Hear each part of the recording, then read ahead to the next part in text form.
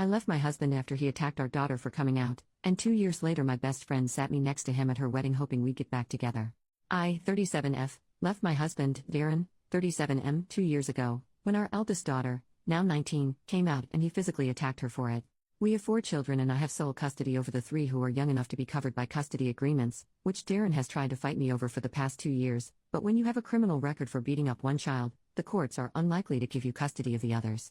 Darren and I were in the same friendship group since primary school, but my friends told me they had all cut contact with him. I went to my friend, Rachel's, 37F, wedding, this weekend when I spotted him at the ceremony. Because it's a wedding and an important day for my friend, I chose not to acknowledge his existence.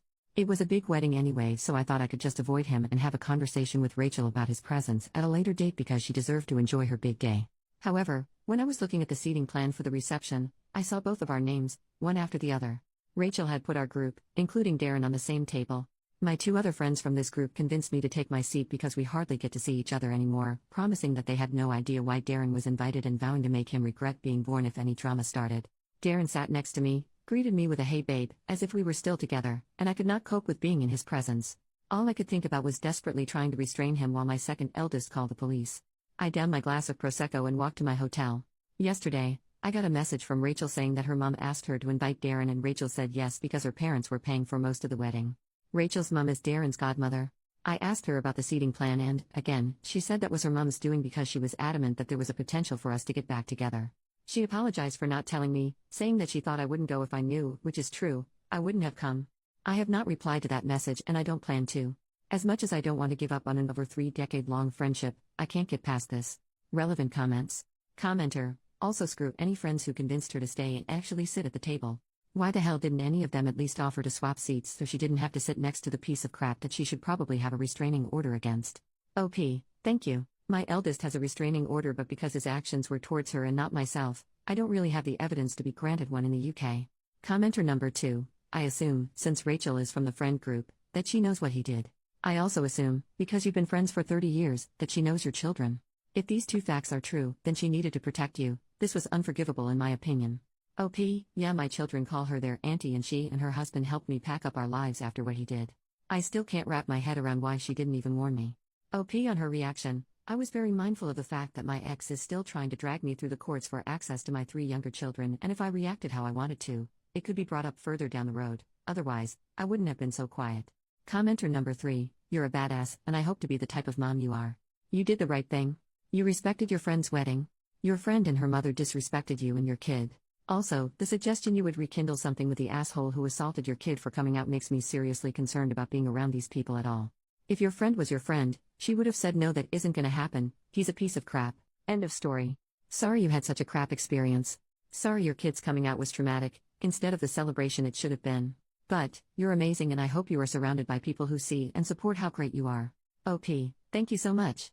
I can't believe I wasted so much time on this man. I'm just so grateful that my children weren't there. Looking back, I'm thinking that his presence is why they weren't invited. My eldest has a restraining order against him. 7 hours later. Commenter, you might need to warn your oldest of what happened in case your ex-friends try and contact them over you going no contact. OP, we had a conversation with her when I got home and she has blocked Rachel and her husband. Update, the next day, 35 hours later. Thank you to everyone for their support in the comments. Before I get into the update, I noticed a couple of comments pointing out my mistake with sole custody, and I'm just grateful that I have a solicitor for custody stuff because if I make a mistake doesn't come up with a wiggly red line under it, I will not pick up on it. Anyway, I did not reply to Rachel and just blocked her, but her husband called me yesterday. He apologized but then went on about how hard this is for Rachel and how she feels that the day was tainted for her. I told him that how she sees her day is not my responsibility and I ended up blocking him as well. I talked to one of the members of the friend group and he apologized for convincing me to even sit down at the table. He said he thought more about him wanting to have the group back together than how it would affect me. He then told me about how Darren told Rachel's family members who asked where I was that me seeing him reminded him too much about our son who died 2 years ago and I had to leave. He was referring to my daughter, who is a, very much alive, trans woman. Apparently no one in the group attempted to correct him, so I have just removed myself from our group chats and am going to try to make better friends. Also, thank you to the people who wished my daughter well. She wanted me to say that she really appreciates it and she is starting to thrive, despite the mental scarring and tinnitus her sorry excuse for a father gave her. I could not be prouder of how far she has come in her journey and, in September, she will be the first person in my family to go to university. She is taking a page out of the Petty Queen's book and getting her revenge with a life well lived.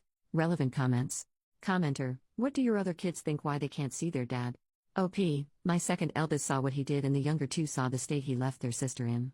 They were 7, 8 and 11 at the time, so they were old enough to be aware of the situation. They do talk about missing having a dad sometimes, but they don't feel safe around him, and my second eldest is petrified of him. Commenter number 2, that's horrifying. I grew up witnessing violence in my home, and that stays with a person. Have you considered counseling for the family? OP, I'm so sorry you had to go through that. They're all in individual therapy through the NHS and their schools, but I will try to get us a referral for family counseling.